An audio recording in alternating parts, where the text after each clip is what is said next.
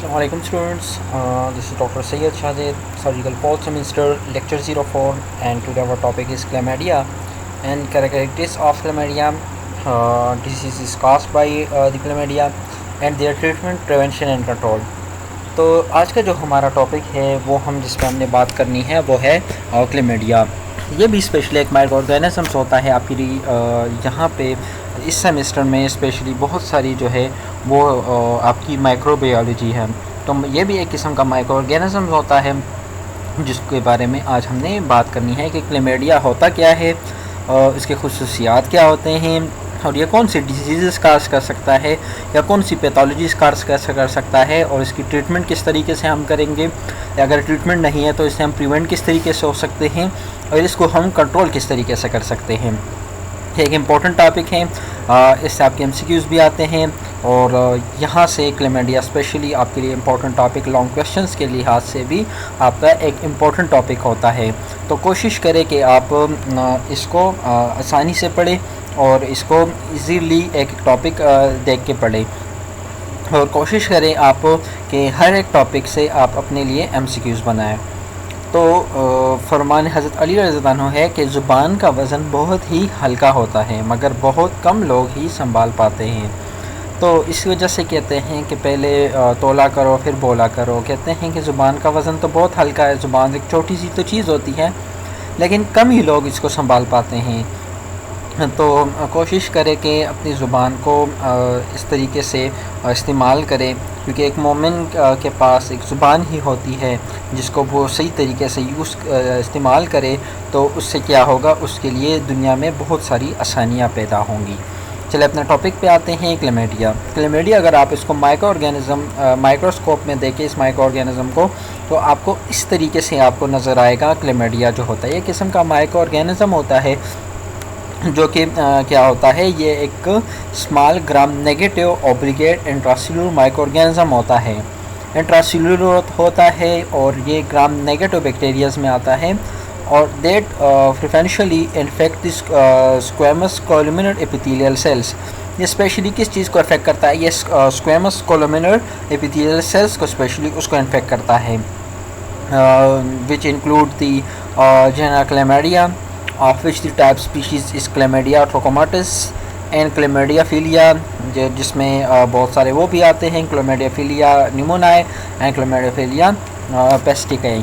तो इसमें कौन कौन से क्लेमेडिया जो स्पेशली होता है, ये ग्राम नेगेटिव ऑब्लिगेट होता है और इंट्रासेल्युलर माइक्रो ऑर्गेनिज़म होता है और ये स्क्वेमस कोलुमिनर जो हमारे एपिथेलियल सेल्स होते हैं उसको स्पेशली जाके इन्फेक्ट करता है। दूसरी जो चीज़ है इसमें कि वो क्या करता है, ये इसमें कुछ जो इसके टाइप्स होते हैं या इसके जो माइक्रो ऑर्गेनिज़म होते हैं या इसकी क्लास में जो आते हैं वो जेनेरा क्लेमेडिया होते हैं, जिसके कुछ स्पीशीज़ जो होते हैं क्लेमेडिया ट्रोकोमोटस आते हैं और क्लेमेडिया फेलिया। दो तरह के होते हैं, एक जेनेरा क्लेमेडिया, एक दूसरा जो आता है वो है क्लेमेडोफिलिया। तो दो तरह के होते हैं।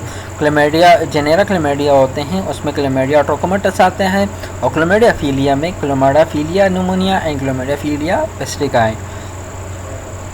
अब दूसरा जो हमारा उसमें है वो ये है कि इसके कैरेक्टरिस्टिक्स, इसके खुसूसियात क्या है। ये रॉड शेप का होता है एंड कोकाइड शेप का होता है, क्योंकि ये बैक्टीरियाज में आते हैं तो ये क्या होता है, ये रॉड शेप का होता है और ये कोकाई की शेप में होता है। ओब्लिगेट इंट्रासेल्युलर पैरासाइट्स होते हैं, ये ओब्लिगेट्स होते हैं और ये इंट्रासेल्युलर पैरासाइट्स होते हैं, ये पैरासाइट्स के इसमें आते हैं। ये एरोबिक होते हैं और इसमें gram negative but difficult to stand, ये ग्राम नेगेटिव ही होते हैं, ग्राम नेगेटिव बैक्टीरियाज में ही आते हैं लेकिन इसको हम मुश्किल से हम इसको स्टैंड कर सकते हैं। इसका सलवाल जो होता है वो जो लिपोपॉलीसेकेराइड से बनता है आउटर मेम्ब्रेन और पेप्टोग्लाइकेन से ये नहीं बनता। इसका सलवाल स्पेशली लिपोपॉलीसेकेराइड से बनता है, तो इस वजह से ये पैरासाइट्स में आता है, इस वजह से ये इसकी जो मैकेनिज्म होती है वो बहुत स्ट्रॉन्ग होती है और इसकी सेफ्टी भी बहुत स्ट्रॉन्ग होती है। फॉर्म्स एलिमेंट्री एंड रिकुलेट्स बाइडीज, ये रिकुलेट बाइडीज बनाता होता है और ये नॉन मोटाइल होता है, मूवमेंट नहीं कर सकता और ये मेसोफाइल है, 37 डिग्री सेंटीग्रेड पे ये मेसोफाइल है। अब कौन कौन सी डिजीज़ ये काज कर सकता है। PID जो हमारे पास आता है, जिसको पेल्विक इन्फ्लेमेटरी डिजीज़ बोलते हैं, जिसमें क्या होता है यूटेरस की इन्फ्लेमेशन होती है, इन्फेक्शन होती है या फिर एबेटिन ट्यूब्स की, और जिसकी वजह से पेल्विक पेन होता है या फीवर आ सकता है। जो क्लेमेडिया जो डिजीज़ काज कर सकता है, इसमें PID आता है। PID जो स्पेशली होता है वो पेल्विक इन्फ्लेमेटरी डिजीज़ होती है। तो उसमें क्या होता है कि यूटेरस या फेलोपियन ट्यूब्स की जो होती है उसकी इन्फेक्शन हो जाती है वहाँ पे, जिसकी वजह से क्या होता है पेल्विक पेन होता है और बाज़ औक़ात उसके साथ फीवर भी आता है, क्योंकि इन्फेक्शन का जो मेन साइन सिम्पटम है वो है fever. Infection near the testicular size, उसके साथ भी टेस्टिस के साथ भी वहाँ पे इन्फेक्शन काज कर सकता है। प्रोस्टेट ग्लैंड इन्फेक्शन भी ये काज कर सकता है, प्रोस्टेट ग्लैंड की इन्फेक्शन भी काज कर सकता है। स्पेशली जो न्यूबॉर्न्स होते हैं उनमें भी इन्फेक्शन काज कर सकता है। प्रेगनेंसी के वक्त में अगर फ़ीमेल इससे या जो मदर होती है अगर वो इससे इन्फेक्ट हो जाए तो वो एक्टोपिक प्रेगनेंसी की तरफ भी जा सकती है। ये स्पेशली इनफर्टिलिटी भी काज कर सकती है, क्योंकि बाज़ औक़ात प्रोस्टेट ग्लैंड पे जाके इफेक्ट करती है या टेस्टिकल्स पे वहाँ पे जाके उसको इन्फेक्ट करती है, तो उसकी वजह से इनफर्टिलिटी भी काज हो सकती है।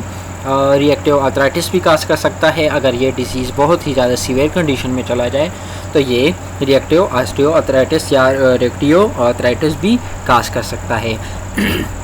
ये सारे डिजीज़ होते हैं जिसकी वजह से ये काज हो सकते हैं। पेल्विक इन्फ्लेमेटरी डिजीज़ के बारे में ज़रा सा मैंने डिस्कस किया हुआ है।